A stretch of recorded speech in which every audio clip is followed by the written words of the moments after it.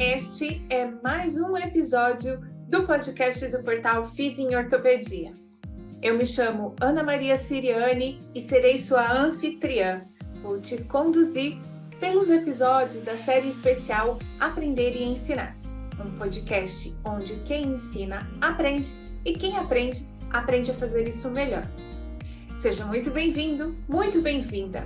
Os episódios dessa série especial são para você, estudante, professor ou colega que continua estudando porque quer manter elevados padrões de excelência na sua prática clínica. O Aprender e Ensinar está preocupado com o seu processo de ensino-aprendizagem. Então vem, no carro, na rua ou na esteira. Não perca, nós temos um novo episódio e ele já vai começar. Olá, seja muito bem-vindo, muito bem-vinda ao episódio número 75 do podcast Aprender e Ensinar. Eu queria compartilhar com você, no episódio de hoje, que é um episódio que está sendo gravado em antecedência, por conta das minhas férias, um texto que chegou até mim no final do mês de maio, de uma professora que se chama Patrícia R. Zimmermann. Ela é professora nos Estados Unidos, em Nova York, e ela escreve um artigo de algo que eu comecei a experimentar esse ano na minha sala de aula e que ela chamou nesse artigo de o novo Covid longo.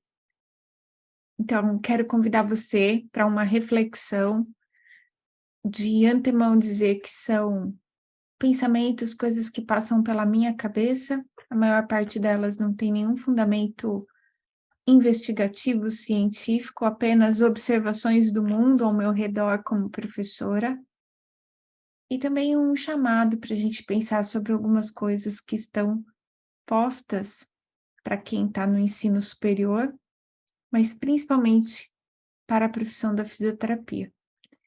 E depois que a gente tem aí uns 20 e poucos anos de formado, a gente começa a olhar retrospectivamente e ver os sinais de coisas que estavam acontecendo retrospectivamente, que acabaram em alguns efeitos bons e ruins sobre a profissão. E por isso eu queria comentar muito esse artigo da Patrícia com você. Espero que ele também traga reflexões para o seu estudo e para aquilo que você acredita e apoia em termos da formação profissional.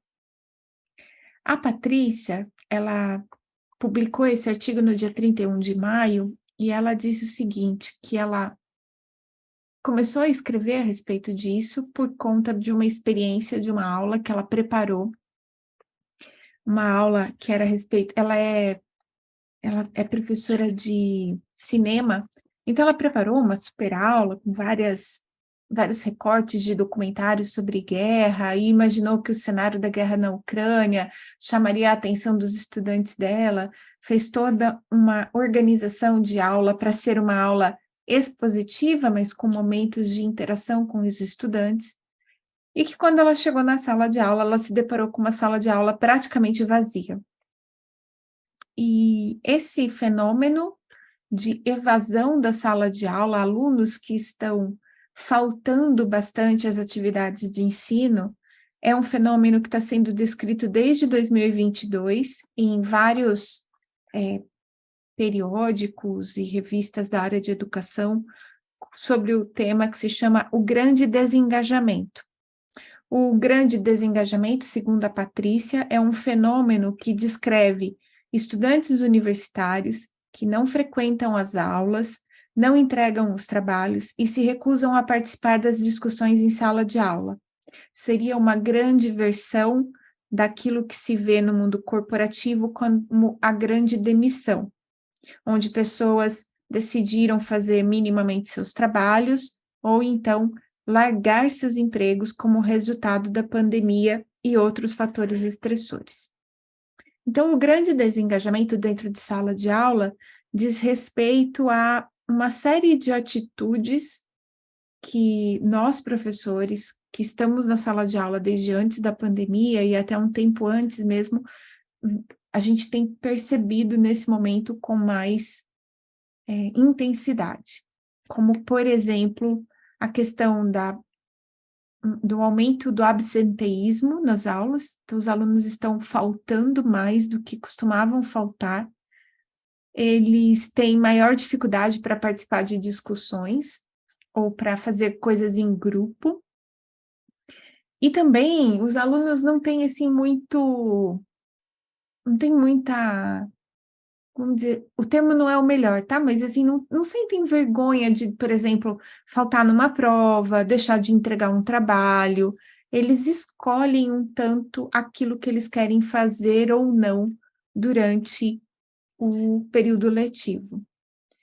Eu tinha reparado isso na minha sala de aula, em especial com as faltas, e no ano passado eu já tinha reparado esse negócio da falta em atividades, de aprendizado, como prova,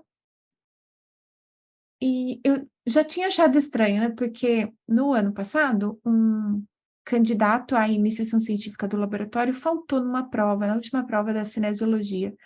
E eu fiquei em casa pensando: "Gente, mas como ele quer que eu ache que ele é uma pessoa confiável, se numa atividade que em termos é de interesse dele, saber como é que é o rendimento, como é que ele está indo, ele falta?". E eu acabei desistindo de orientar esse aluno, devido a várias coisas, mas principalmente por conta dele ter faltado nessa prova. Então, essa era uma coisa que eu já tinha percebido em 2022, e esse ano eu tive um número maior de estudantes perdendo avaliações, atividades avaliativas, e também perdendo dias de aula, a ponto de eu precisar chegar para 2 estudantes e dizer: "Olha, você não pode mais faltar, porque senão você vai ter problema com a sua frequência". Em geral, o que eu reparei aqui, para minha realidade, é que em alguns casos os estudantes tinham na agenda a aula da cinesiologia das 16 às 18, então 2 horas de aula, e a aula da noite ou não estava marcada, ou era uma aula online. E isso fazia com que o aluno pensasse se valia a pena ir até o campus para ter 2 horas de aula só. E tem um negócio engraçado nesse artigo da Patrícia, que ela disse o seguinte, é que quando ela chegou na sala de aula e encontrou a sala de aula quase vazia, depois de toda a preparação que ela tinha feito para a aula, ela sentiu o seguinte, ela falou assim: "A situação me enervou e perturbou meu equilíbrio psíquico com uma mistura de raiva e desprezo. Na manhã seguinte, a raiva não tinha diminuído, ela tinha se intensificado. Fiquei nervosa ao discutir a enorme taxa de absenteísmo dos estudantes universitários, embora eu não seja alguém que acredita em silenciar os problemas". E é curioso, né, mas os estudantes talvez não tenham a dimensão do quanto que um professor fica perturbado quando ele percebe que os estudantes estão faltando na aula dele de propósito. Ou como você talvez já tenha presenciado, inclusive, em alguma situação que o professor fala: "Eu não vou cobrar a presença", e aí os alunos levantam e vão embora.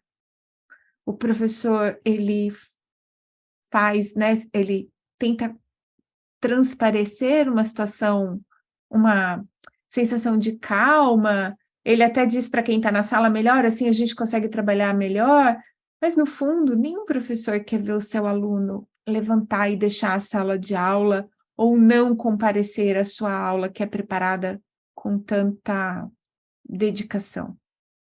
Porque é opcional para o aluno ir ou não à aula, mas para o professor não, ele tem que estar lá. E ele se prepara para aquilo. E é muito frustrante um aluno virar as costas para aquilo que a gente tem para ensinar e para o tempo que a gente levou preparando aquilo tudo. Então eu me identifiquei muito quando ela disse que ela ficou numa mistura de raiva e desprezo, e perdão, e desespero, porque a gente se sente muito assim mesmo, e é muito humano isso, eu queria dizer. que a gente, quando vê um estudante não indo à aula, faltando, se desligando do curso, a gente fica sempre, no mínimo, aborrecido, chateado. Outra coisa que a Patrícia comenta é que ela teve alguns estudantes que procuraram ela para explicar, né, como estava sendo para eles a experiência do semestre e até tentar justificar as ausências nas aulas. E aí ela fez uma coletânea daquilo que ela escutou dos estudantes. Um deles disse que a prioridade era trabalhar em atividades extracurriculares, trabalhos que eram úteis e que, de alguma forma, ensinavam atividades práticas úteis para ele conseguir um emprego. E uma coisa que esse estudante falou foi: o pensamento abstrato parecia inútil. Um outro estudante disse para ela que não conseguia prestar atenção em nada que durasse muito mais que 3 minutos. Outro ainda disse que as credenciais dela como uma pessoa renomada e bem formada na área não importavam, porque nada disso significava para ele exatamente um futuro trabalho, por exemplo, como roteirista. E eu fico imaginando a situação de você receber esse tipo de feedback na sua sala, os estudantes te procurando para dizer que o pensamento abstrato parece inútil, que eles não conseguem prestar atenção por mais de 3 minutos, e que mesmo que você seja um experiente profissional na área, de alguma forma a sua experiência não pode ser transferida para ele, e como ele não vai conseguir usar isso para conseguir um emprego, isso não importa. E ao longo do texto, ela faz várias considerações sobre esse tipo de comentário, mas tem uma que eu queria destacar em especial e que aparece em várias outras partes do texto dela, que é a questão do que é a realidade universitária diante do trabalho. Então, a Patrícia, ela destaca um fenômeno que está acontecendo em todo o mundo, que as pessoas estão chamando de, deixa eu só pegar o nome certinho para te falar, anti-intelectualismo. Ou seja, as pessoas acreditam que se dedicar à teoria, a questões conceituais, a coisas que não, a coisas que não são práticas exatamente, que esse tempo dedicado a essas coisas é um tempo perdido dentro da formação. Então, de forma geral, há um movimento nas universidades de todo o mundo, de tornar os ensinos graduados, bacharel ou licenciatura, todos eles muito voltados para o mercado de trabalho, em detrimento ao tempo dedicado às questões conceituais e teóricas das diferentes profissões. E é curioso porque eu escutei isso de uma aluna em 2022, ela dizer que ela estava feliz de fazer USP, mas ela não se sentia tranquila com relação ao futuro, porque ela achava que a USP tinha uma formação extremamente teórica, enquanto que outros cursos, inclusive privados, tinham um foco maior na questão da empregabilidade dos estudantes. E talvez nós, na área de saúde, a gente não enxergue isso tão claramente, mas até tem um destaque aqui no texto da Patrícia que ela fala que algumas faculdades dedicam muito tempo à questão do raciocínio empresarial neoliberal. Eles querem vender na sala de aula a construção de relacionamentos interpessoais, o planejamento de carreira, as habilidades leves ou soft skills, a questão do autocuidado, como fazer o seu LinkedIn, mas tiram o foco a respeito daquilo que seria vital sobre a experiência universitária. E eu vou ler um trecho, ele diz assim, ela diz assim: "A faculdade é a última oportunidade para os alunos aprenderem como pensar e estar no mundo, com uma proteção parcial das demandas do local de trabalho". E para quem não entendeu exatamente do que a Patrícia está falando, eu tenho um exemplo muito claro a respeito do que é isso dentro da fisioterapia. Para mim, na minha cabeça, fica muito claro que quando a gente está dando estágio para um estudante de fisioterapia dentro da universidade, a gente consegue, por exemplo, proteger 50 minutos, 60 minutos para ele atender um paciente. E, em geral, na prática clínica da maior parte dos fisioterapeutas, que representa a maior parte do mercado de trabalho, eles não vão mais ter esse privilégio depois de formados. Eles terão que atuar segundo regras de mercado que exigem, em algumas situações, atendimentos de até 15 minutos. Então, a universidade ou a formação de nível superior é, em última análise, os 4, 5 anos de ensino, onde é permitido ao estudante expandir, explorar e viver ideias, mudar e experimentar o crescimento que vem da turbulência intelectual. Eu gostei muito desse trecho, porque eu consigo entender, num país subdesenvolvido, ou que pensa que está em desenvolvimento feito o Brasil, a ansiedade dos nossos estudantes diante do diploma de ir para o mercado de trabalho e ser recompensado. Não estou falando de uma geração que não entende a diferença de ser um recém-formado e ter 20 anos de formado, eu estou falando de uma geração que tem urgência para se desligar financeiramente dos pais ou das pessoas das quais ela depende, uma geração que já não depende dos pais e gostaria de ter um emprego com uma remuneração melhor para poder ter mais acesso ao consumo e a alguma qualidade de vida, e que, portanto, tem pressa em se formar para trabalhar e ganhar melhor. Eu consigo entender isso com muita tranquilidade, com muita clareza na nossa realidade de país e na realidade de quem está hoje no ensino superior. Eu falo da Universidade de São Paulo, mas eu tenho vários amigos em instituições privadas e eu sei entender essa urgência do estudante. Mas, de fato, quando a gente foca de maneira tão contundente na prática, e aqui, principalmente para fisioterapia, eu vejo uma ameaça muito grande, que é dar treinamento técnico exclusivamente para os estudantes, sem a oportunidade do crescimento que vem da turbulência intelectual.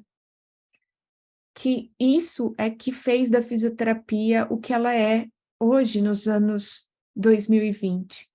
E como eu comecei nesse episódio, eu vi quando o programa de pós-graduação de fisioterapia da Federal de São Carlos foi pensado, inaugurado. Eu era estudante lá, eu tinha uma boa relação com os professores que fomentaram essa proposta. É lógico, eu era uma estudante, não era corpo docente, não sei detalhes disso tudo, mas o que eu sei é que o fato da gente ter feito a proposta de uma pós-graduação em fisioterapia para além daquela que tinha na UFMG na época, e depois, né, a multiplicação do número de programas de pós para fisioterapeutas na área mais profissional mesmo, isso ao longo desses anos trouxe para a profissão um nível de conhecimento teórico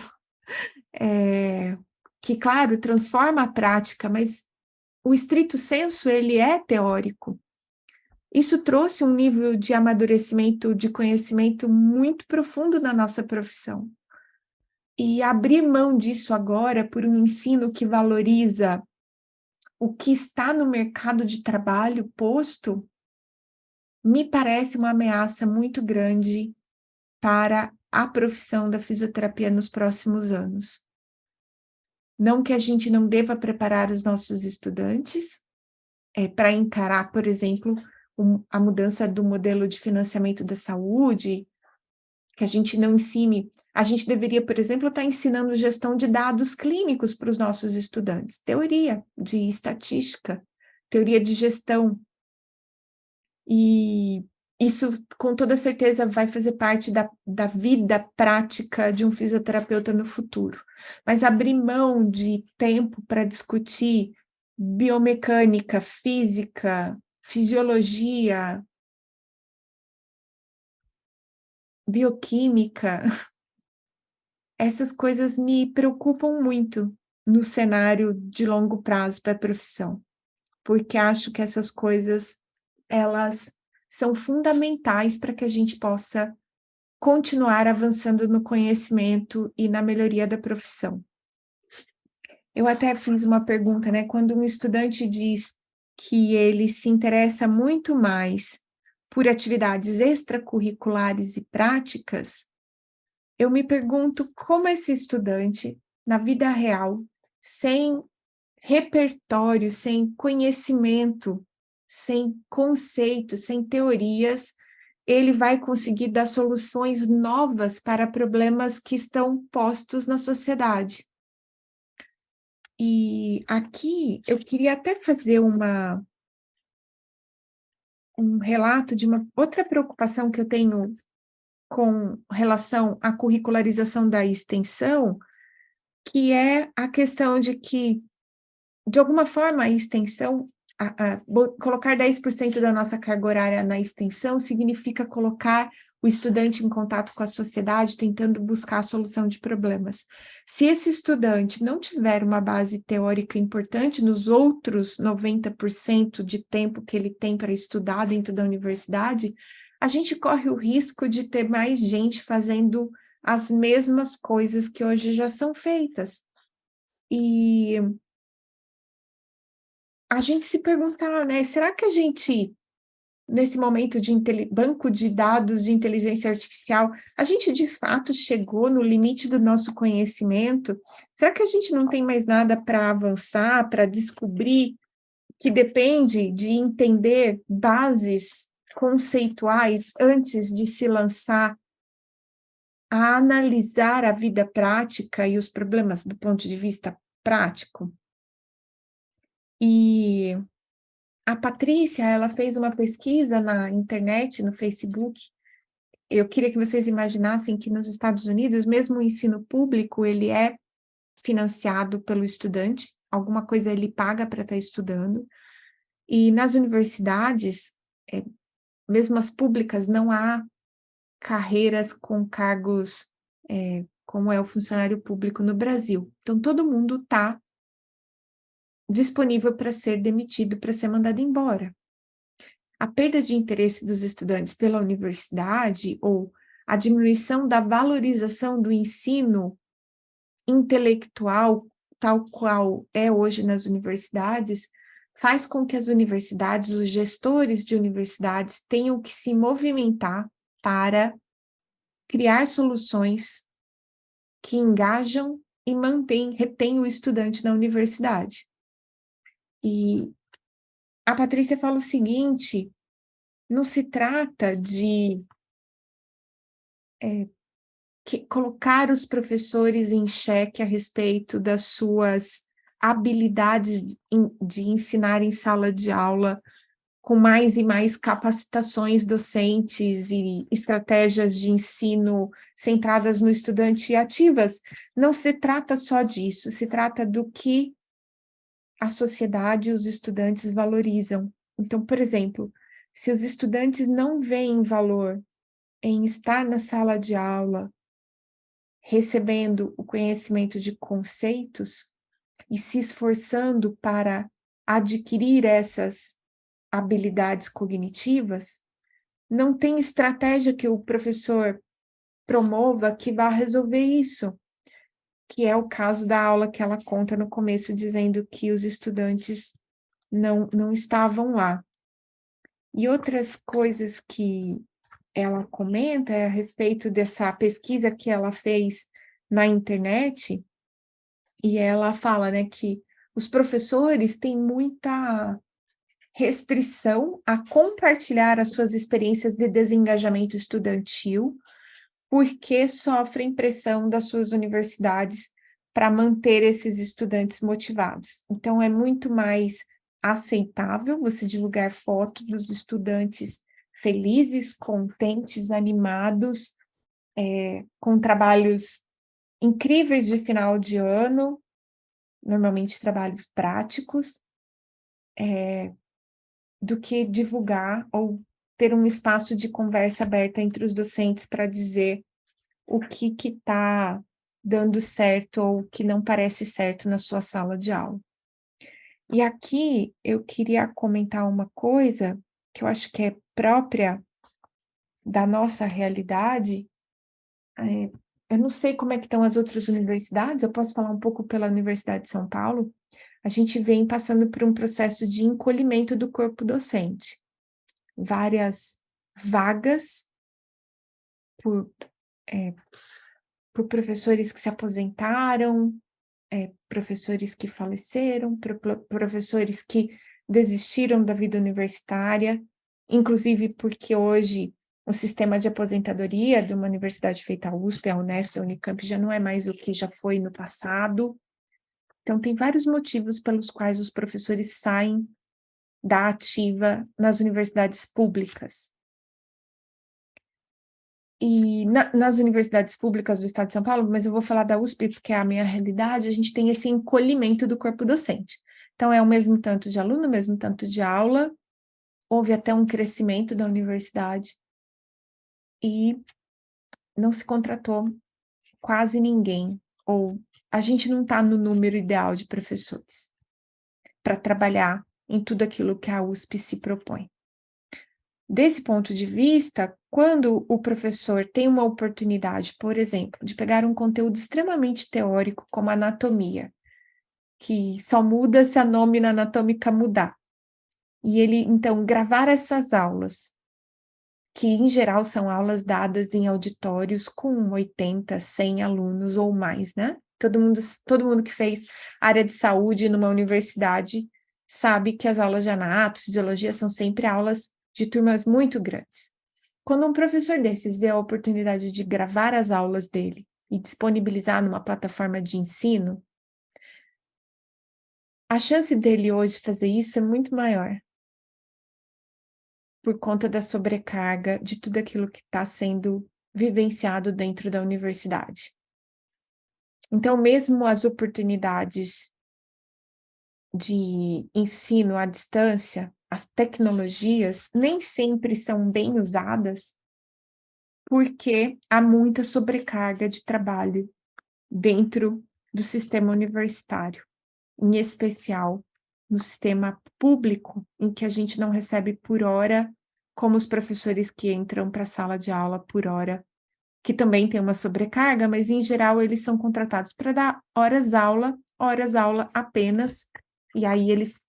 E esse apenas não é de pouco trabalho, gente, por favor, eu já fui, né, professora horista também, eu sei muito bem como é que é, mas eu estou dizendo que, assim, de alguma forma, ter a opção de gravar sua aula e não precisar estar na sala de aula acaba sendo visto como vantajoso.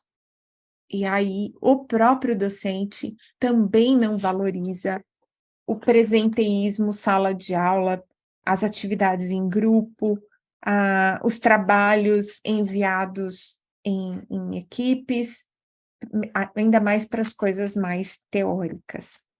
Então, esses são fenômenos que estão postos na nossa vida hoje, e eu queria compartilhar ainda desse material da Patrícia, e esse é um ponto de vista de professores a respeito do problema do grande desengajamento dos estudantes.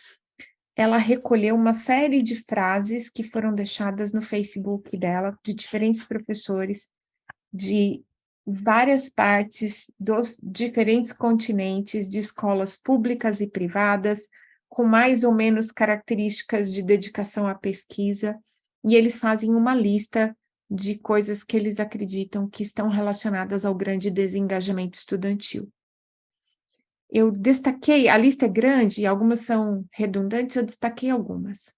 A questão do anti-intelectualismo, ou seja, a diminuição pelo interesse da vida intelectual por parte dos estudantes, ou até um foco em reverenciar a cultura popular e denegrir tudo mais como muito difícil ou perturbador. Então, sem problema nenhum a respeito dos saberes populares. A gente na saúde, inclusive, até por menção, né, no Sistema Único de Saúde, no SUS, a gente valoriza muito os saberes populares como parte da solução dos problemas de saúde. Mas, e aí eu estou usando, desculpem, né, estou usando as palavras que estão no artigo da Patrícia,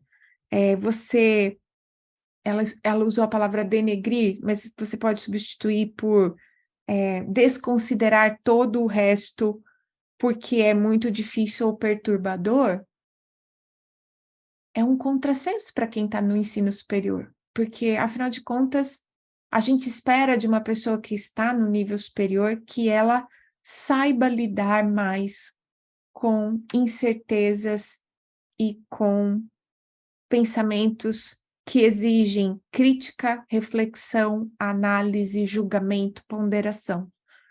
Então, essa é uma das formas que os professores estão vendo o problema do grande desengajamento, um movimento global de anti-intelectualismo. Outra coisa que eles veem é um tédio, e esse tédio se traduz em vontade de se manter isolado, falta de curiosidade, entusiasmo, interesse, narcisismo e ainda falta de desejo de experimentar a vida no campus. Então, muitos estudantes, seja por interesse ou por impossibilidade, não têm tanto interesse assim em frequentar de forma presencial as aulas. E, de novo, eu vou falar de 2022, eu tive uma aluna que, quando as aulas voltaram para o presencial, ela se deu conta de que, mesmo tendo sido aprovada, classificada, inclusive com a ajuda do sistema de cotas, e eu não estou falando ajuda dizendo que ela não merecia, tá? É difícil, né? Tem alguns assuntos que a gente tem que pensar muito para escolher as palavras. Beneficiada pelas políticas de cotas, ela entrou para a universidade, mas quando ela percebeu que ela teria que frequentar a universidade, viajar da cidade dela, ela se viu diante de uma realidade que ela não poderia sustentar. Então, não só falta de interesse, mas às vezes falta de possibilidade mesmo dos nossos estudantes de estarem na sala de aula. Eu lembro que no começo desse ano eu tinha uma turma de estudantes de uma cidade aqui pertinho de Ribeirão, e até brinquei com eles: então vocês vêm de excursão de lá para cá, fretam ônibus? E eu fiquei pensando, né, quanto custa sair de Sertãozinho, vir para Ribeirão Preto 2 vezes por semana para ter 2 horas de aula, uma aula que inclusive é bastante teórica. Nós professores também ficamos reflexivos com isso, eu queria dizer, tá? Outra coisa que os professores destacaram como a percepção deles sobre o que poderia ser razão para o grande desengajamento, estava a questão do interesse em atividades extracurriculares, né? Então, o desinteresse pela própria educação, mas o sonho de ter um bom emprego e ganhar dinheiro, levando o estudante a se dedicar ou a dedicar seu esforço, sua energia, seu interesse, sua motivação para as atividades práticas extracurriculares. Lembrando que atividades extracurriculares também podem ser teóricas, podem ser de formação de base, mas nesse caso eles estavam falando a respeito das atividades práticas. E outra coisa que foi relacionada nesse nível é a questão da divisão maior entre teoria e prática, que é na visão dos estudantes mais do que nunca.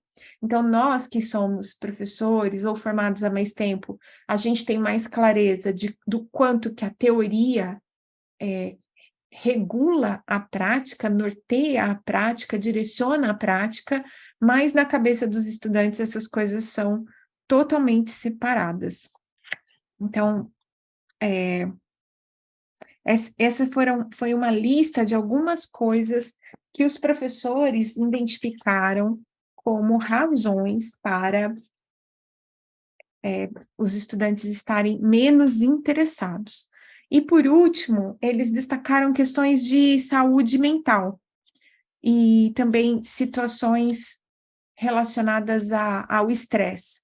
Então, a questão de que o estresse para os alunos, há muito estresse para alunos que trabalham e estudam, o autocuidado virou um tema de interesse da sociedade e é valorizado de uma maneira que nunca foi valorizada antes.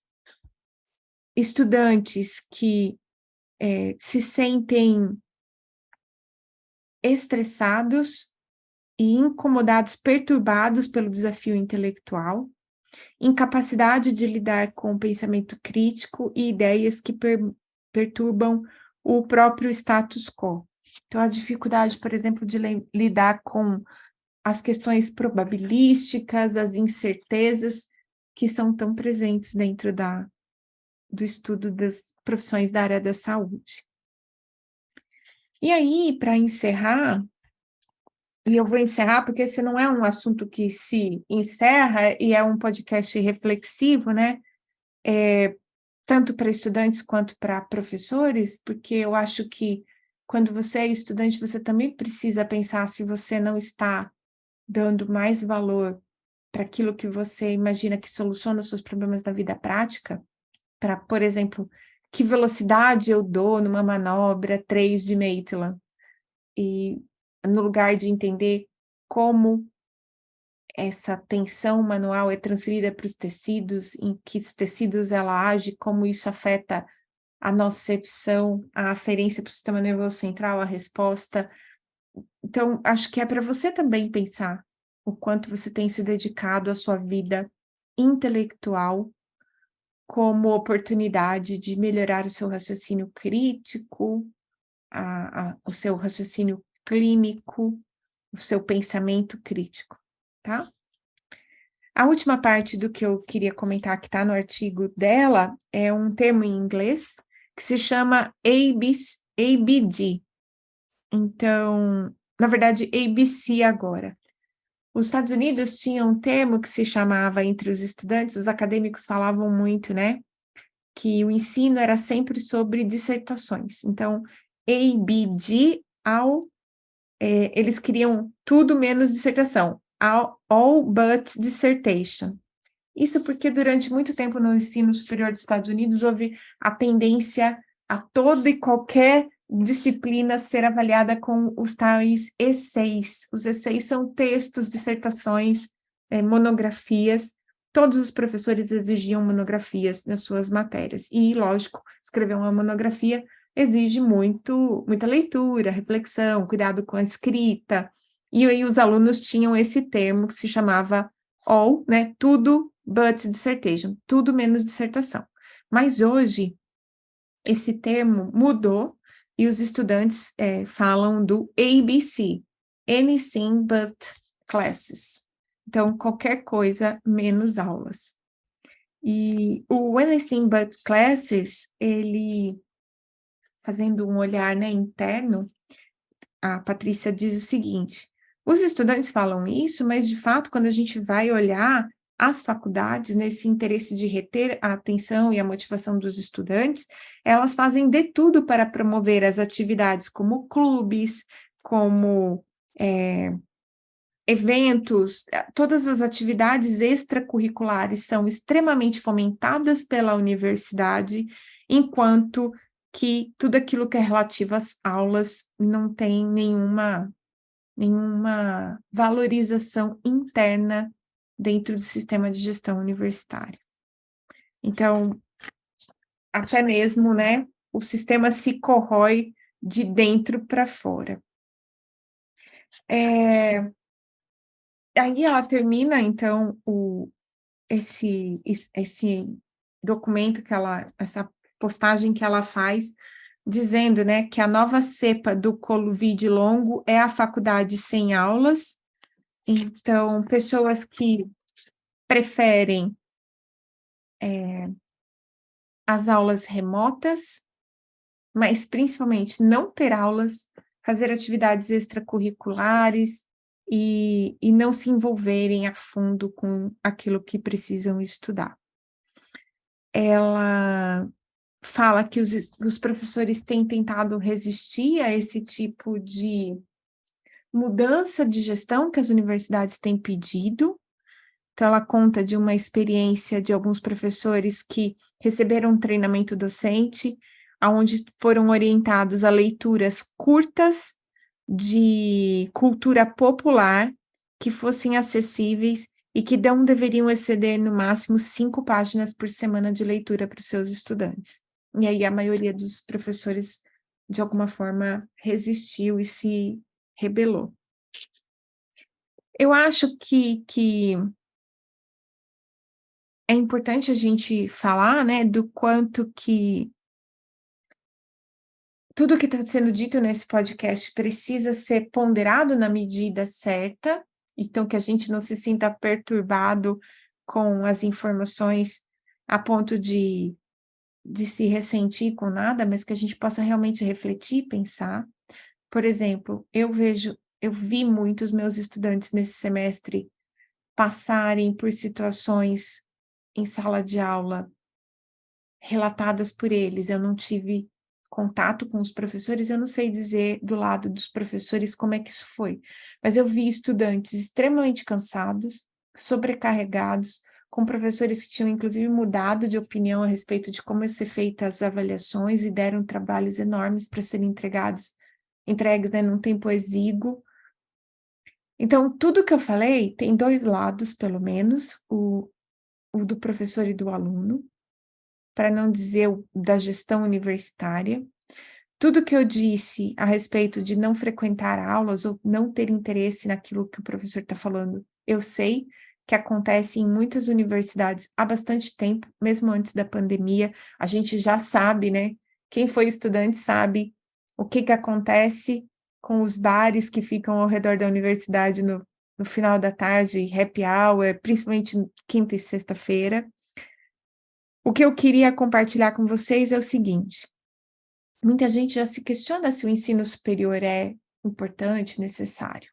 Profissionais de saúde, pelo menos por enquanto, por força de regulamentação, não poderão abrir mão da formação de graduação, porque sem diploma não podem exercer as profissões. O que que a gente vai fazer para manter viva a profissão, as profissões de saúde, como profissões que têm conhecimento a desenvolver e não são só atividades técnicas? O que que a gente vai fazer para dividir a sala de aula entre um conhecimento importante, conteudista, fundamental, base para aquilo que a gente quer fazer no futuro, e aquilo que a sociedade precisa, que os estudantes precisam, que é se formar para a prática clínica e para um mercado de trabalho para o qual ele está meramente preparado para iniciar a vida? O que que a gente vai fazer para dar o devido valor ao tempo que se passa na universidade, como provavelmente o único período da vida em que a gente poderia se dedicar a ser intelectual acima de todas as pressões do mercado, da democracia, bamba que nós temos e do capitalismo que a gente vive, graças a Deus, nele, porque o capitalismo gera riqueza e a riqueza tem que ser circulada entre todos nós, mas para isso todos precisamos estar inteligentes, intelectuais, amadurecidos, preparados para esse mundo. Eu torço para que no ano que vem, na verdade, no semestre que vem, que eu vou dar outra disciplina, uma disciplina eletiva, os meus alunos faltem menos, que eles não deixem de fazer suas tarefas, de entregar seus trabalhos, mas que a gente volte a sentir orgulho de ser um intelectual num país que ainda nem decolou. Não acho que é a hora da gente abrir mão do conhecimento puro, abstrato e de base. Este é o episódio número 75 do podcast Aprender e Ensinar. Se de alguma forma algo ficou aí martelando na sua cabeça, concordando ou discordando, por favor, não deixe de fazer um comentário ou no vídeo desse podcast que sai no YouTube e que você pode ver que estou meio descabelada e sem brinco. Ou então, você pode deixar o seu comentário no Reels, que sai junto com a estreia desse podcast, lá no nosso Instagram, no Instagram do @fisioortopedia. Foi um prazer dividir com vocês essa leitura. Espero que mais gente possa conversar a respeito desse assunto, para a gente refletir e pensar como a gente pode melhorar o futuro que vem por aí. Um beijo e eu te vejo no futuro, no episódio número 76 do podcast Aprender e Ensinar.